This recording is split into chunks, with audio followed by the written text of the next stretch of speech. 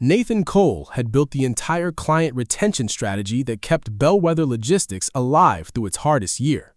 He'd done it quietly, without credit, without complaint, because that's what you do when you're a single father with a 6-year-old at home and a mortgage that doesn't care about your feelings. So when CEO Vanessa Crane called him into her glass-walled office on a Thursday afternoon and told him, with visible discomfort but zero hesitation, that his position was being eliminated effective immediately to protect the company's path forward, Nathan didn't yell. He didn't argue. He packed his desk into a single cardboard box, shook her hand because his mother raised him to be civil even when civility wasn't deserved, and walked out into the parking lot wondering how he was going to explain this to his daughter.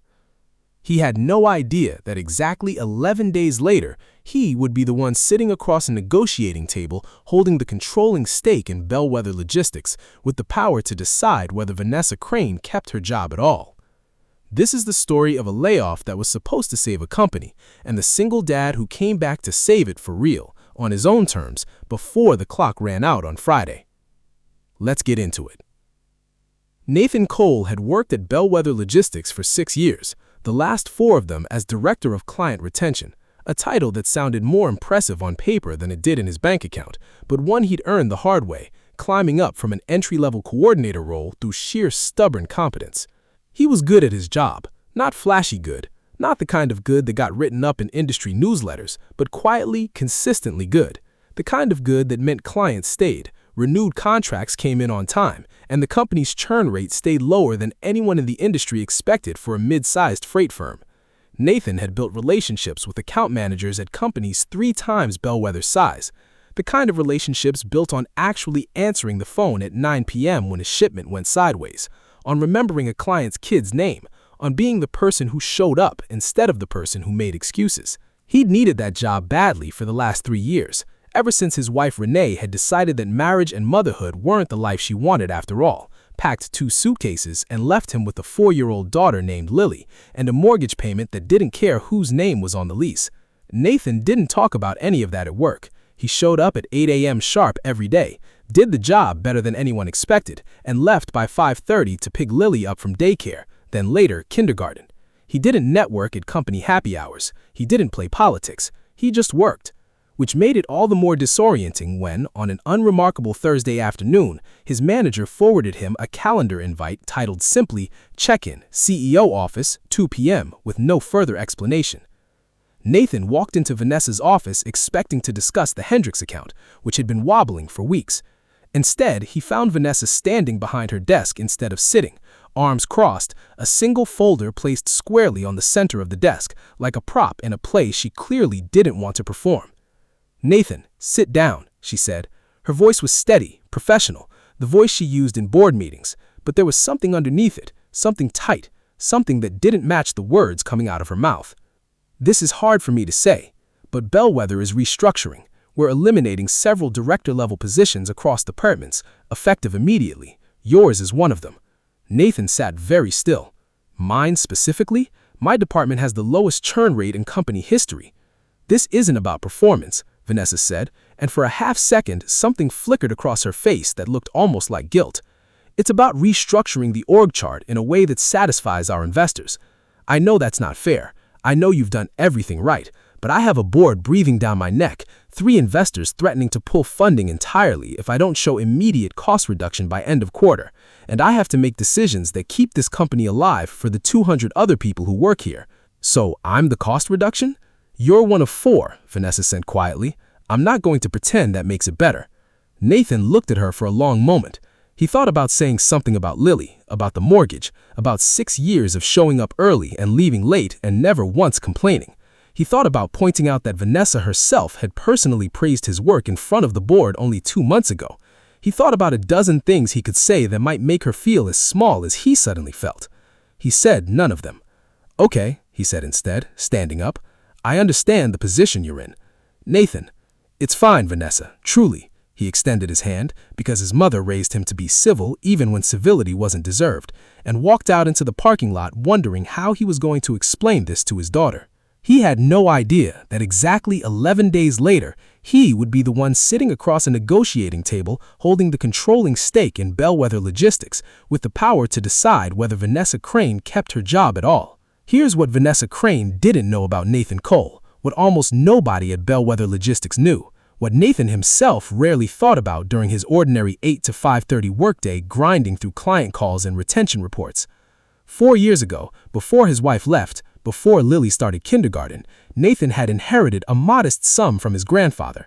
Not life-changing money, but enough to make a few careful, unglamorous investments instead of spending it. He'd put a portion into an old college friend's logistics tech startup, a small platform called Routewise that helped freight companies optimize delivery scheduling through better data modeling. Routewise had been unremarkable for 3 years. Nathan had mostly forgotten about it, checking in maybe twice a year, treating it as a quiet, low-stakes investment rather than anything resembling a financial strategy. Then, 6 months ago, Routewise got acquired by a much larger logistics software company in a deal that almost overnight turned Nathan's modest early investment into something substantially larger.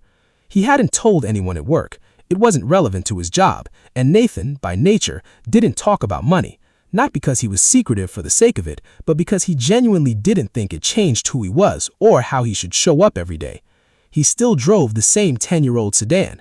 He still packed Lily's lunch every morning. He still worked the same job because he liked the work and because stability mattered more than the idea of reinventing himself as someone with money.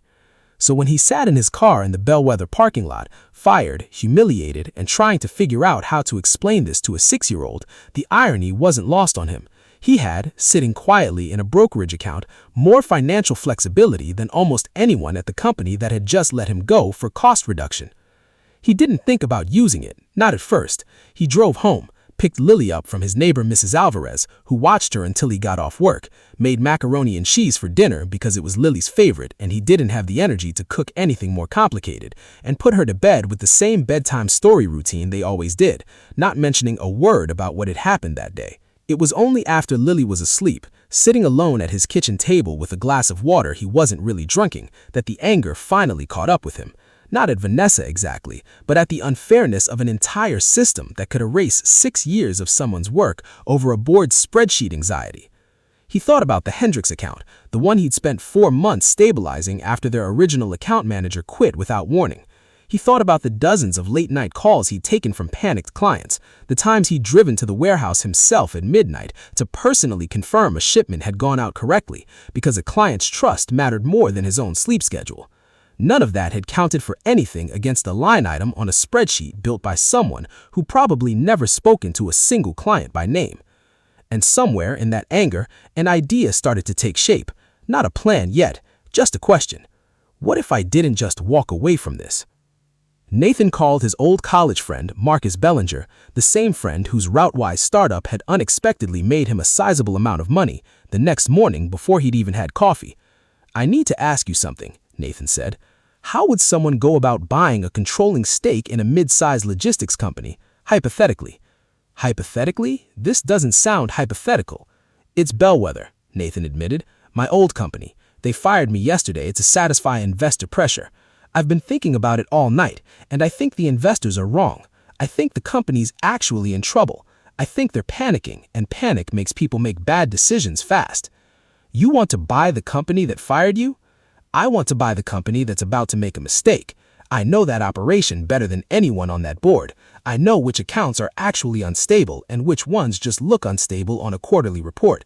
I think if someone moved fast enough, with the right structure, they could pick up enough shares to influence the board before this Friday's emergency meeting, when I happen to know they're planning to vote on a much larger round of layoffs."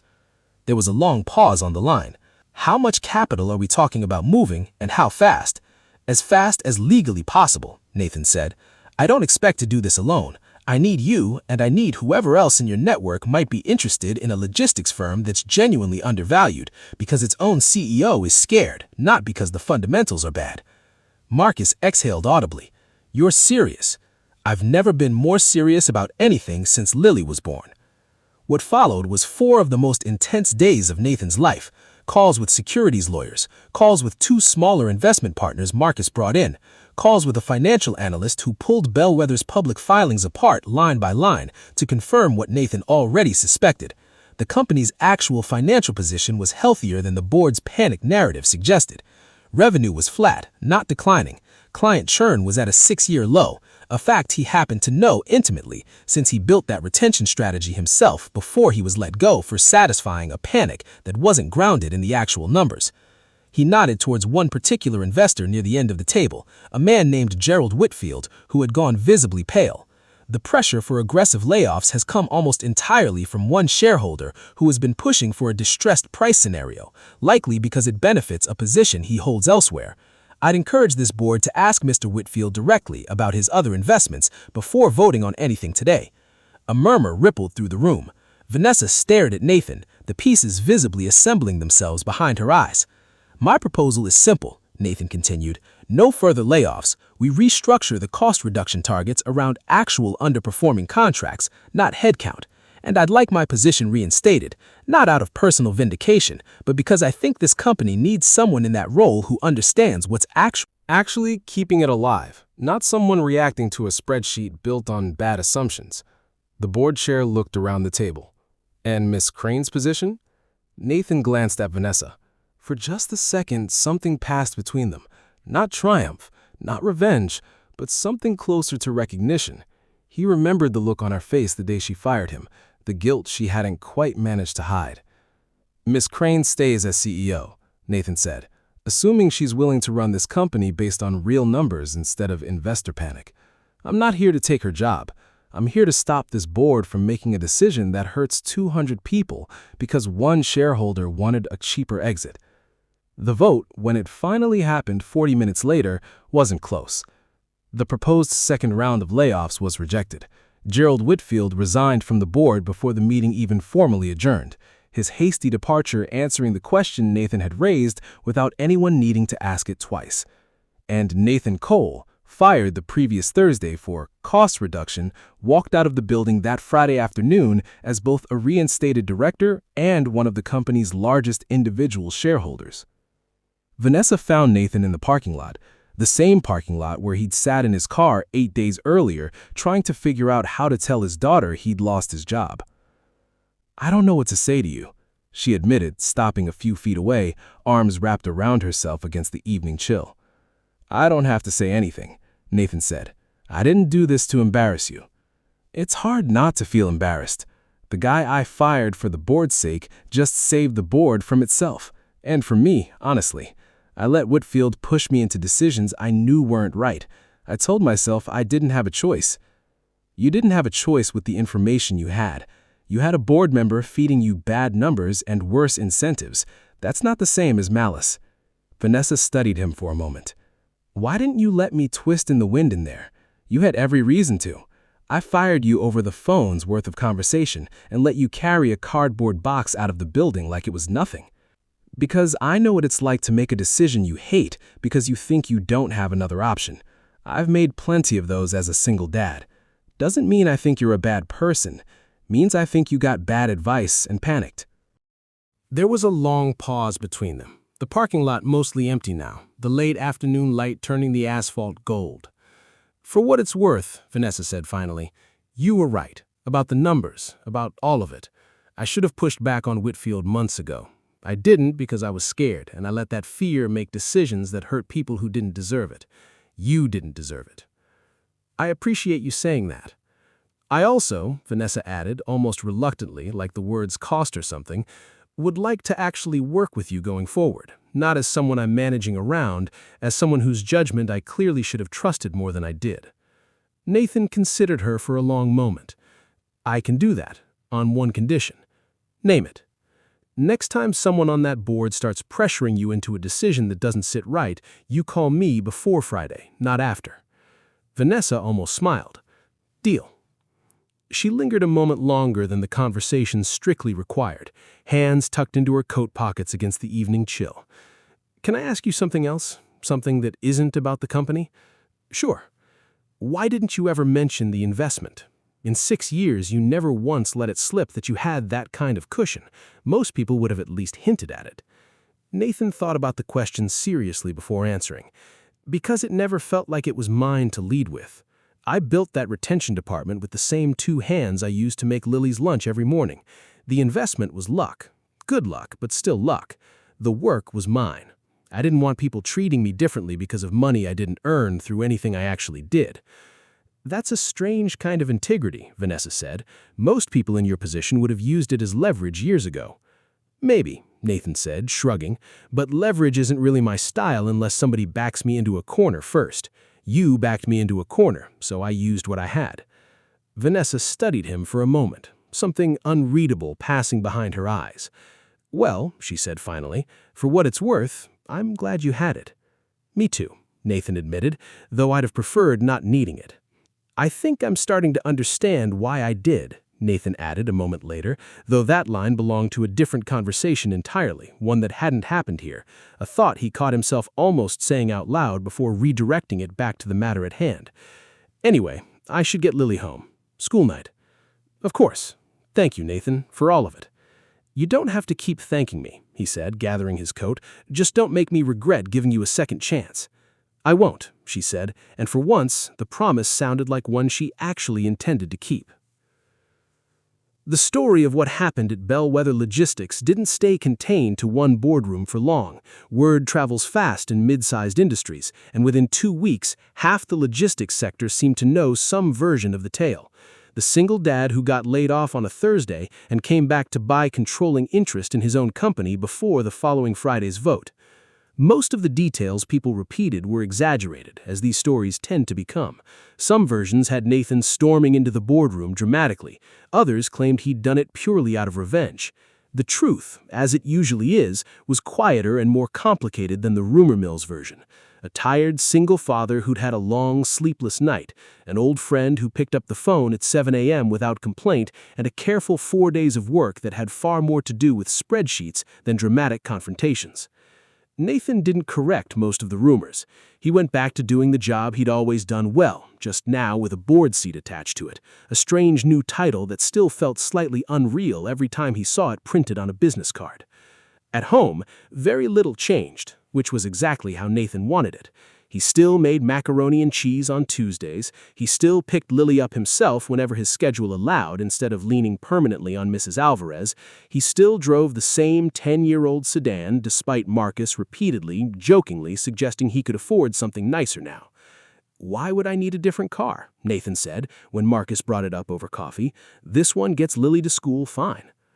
Vanessa, meanwhile, began showing up to weekly strategy meetings with a noticeably different posture, less defensive, more willing to ask questions out loud instead of pretending she already had every answer.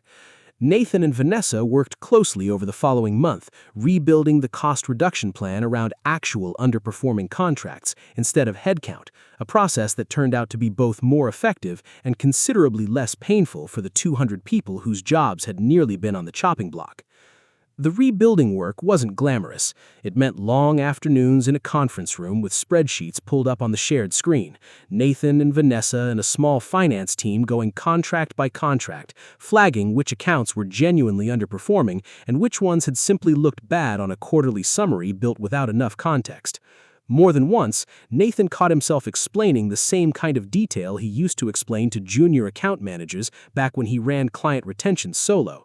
The difference between a client who was slow to pay because of seasonal cash flow and a client who was slow to pay because they were quietly preparing to leave. Vanessa took notes on these distinctions like she was back in business school, which she admitted one evening she sort of was, just 6 years too late to have learned it from the person who actually understood the operation best. I should have pulled you into rooms like this years ago, she said one night after the finance team had gone home and it was just the two of them finishing a pot of bad office coffee.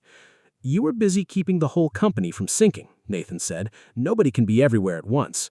That's generous of you. It's accurate, Nathan said. I'm not interested in pretending you were some kind of villain in this. You made a bad call under bad pressure. I've made bad calls too. I once told Lily a stray cat we kept feeding wasn't going to become a permanent pet, and that cat has now lived in our garage for 2 years. Vanessa laughed, the unguarded kind, the kind that surprised her how easily it came out these days compared to 6 months ago. Somewhere in those weeks of late strategy sessions and shared coffee runs, something else started forming quietly between Nathan and Vanessa. Not anything either of them named out loud, not yet, but a kind of easy familiarity that hadn't existed before, built on mutual respect rather than the boss-employee dynamic that had defined their relationship for 6 years. It was Vanessa, actually, who first noticed Lily's drawing taped to the inside of Nathan's laptop case during a late meeting. A crayon picture of a stick-figure family standing in front of a house, labeled in careful 6-year-old handwriting, "Me and Daddy." "She's a good artist," Vanessa said, studying it. "She's relentless," Nathan said, smiling. "Wanted to draw the office building, too, the one with all the windows. Insisted I bring my laptop home so she could see what the big glass building looked like up close before she let me put it back." "You should bring her by sometime," Vanessa said, then immediately looked slightly surprised at her own suggestion. I don't know, if that's overstepping."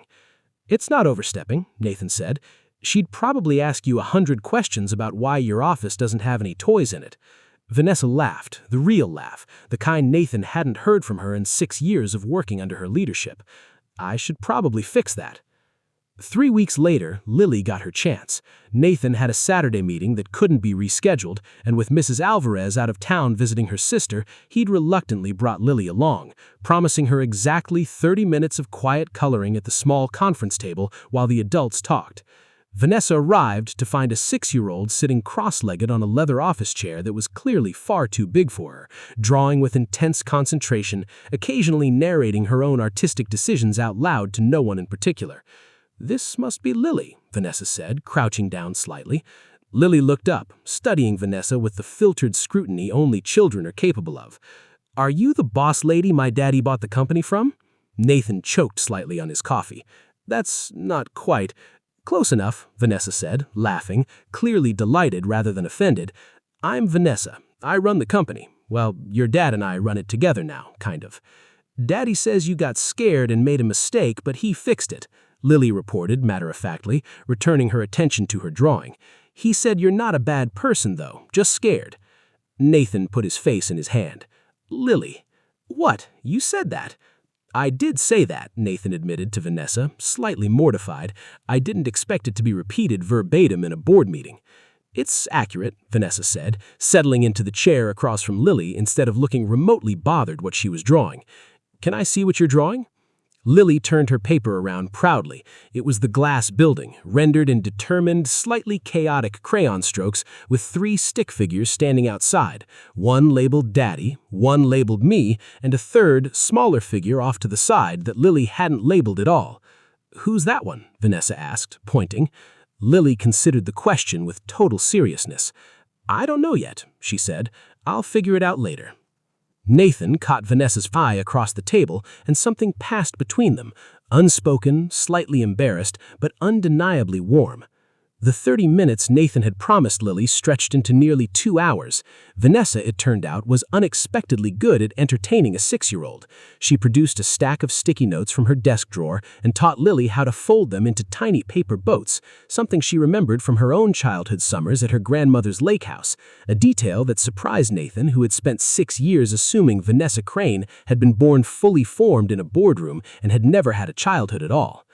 "You're better at this than I expected," Nathan admitted, watching Lily line up a small fleet of paper boats along the edge of the conference table with fierce concentration.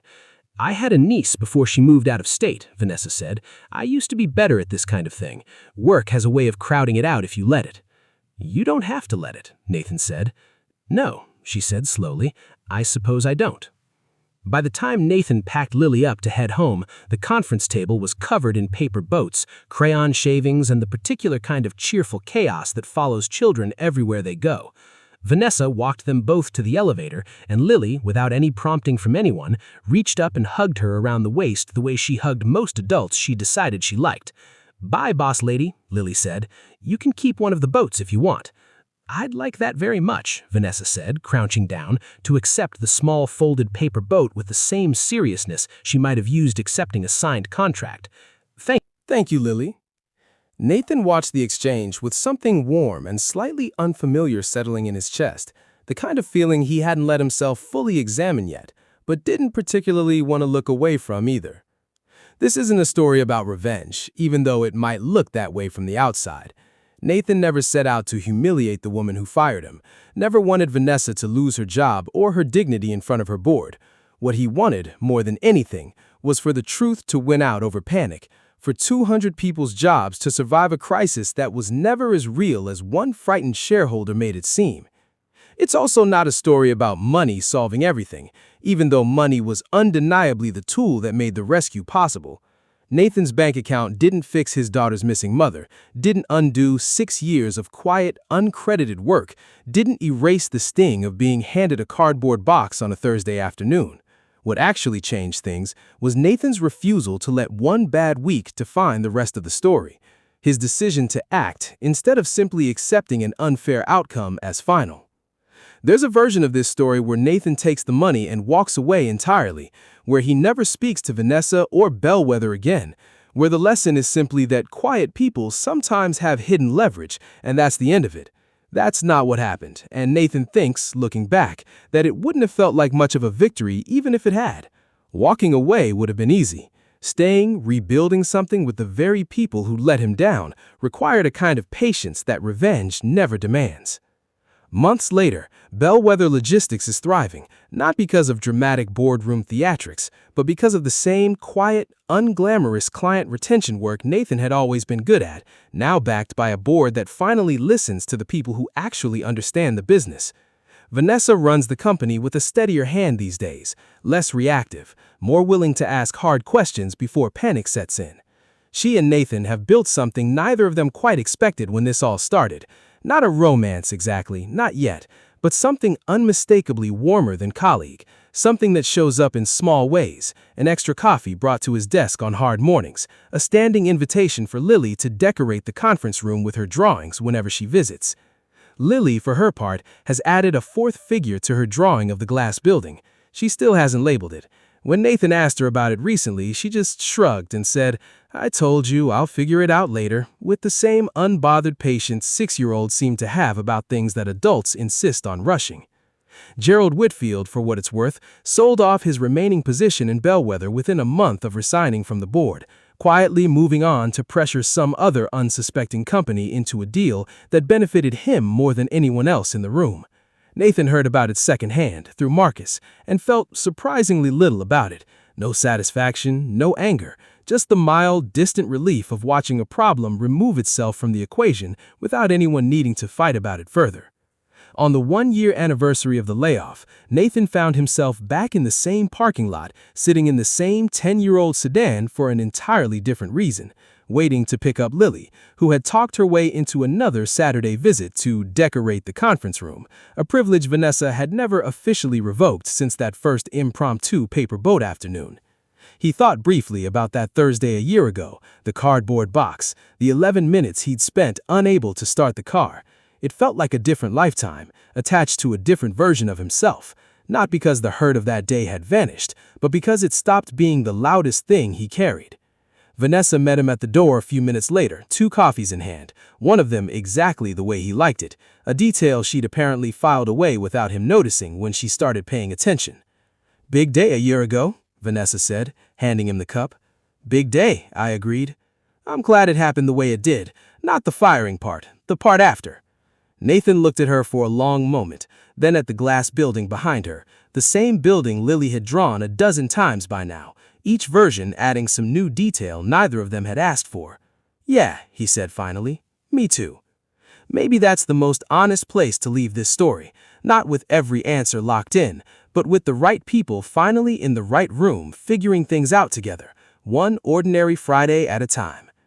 If this story hits you somewhere unexpected, you're definitely not alone. There's something deeply satisfying watching quiet competence win out over boardroom panic. Stories like Nathan's remind us that getting knocked down by an unfair decision doesn't have to be the end of the story. Sometimes it's just the part right before everything changes for the better. Drop a comment. What's your most embarrassing wrong text story? Subscribe for more stories like this. Share this with someone today.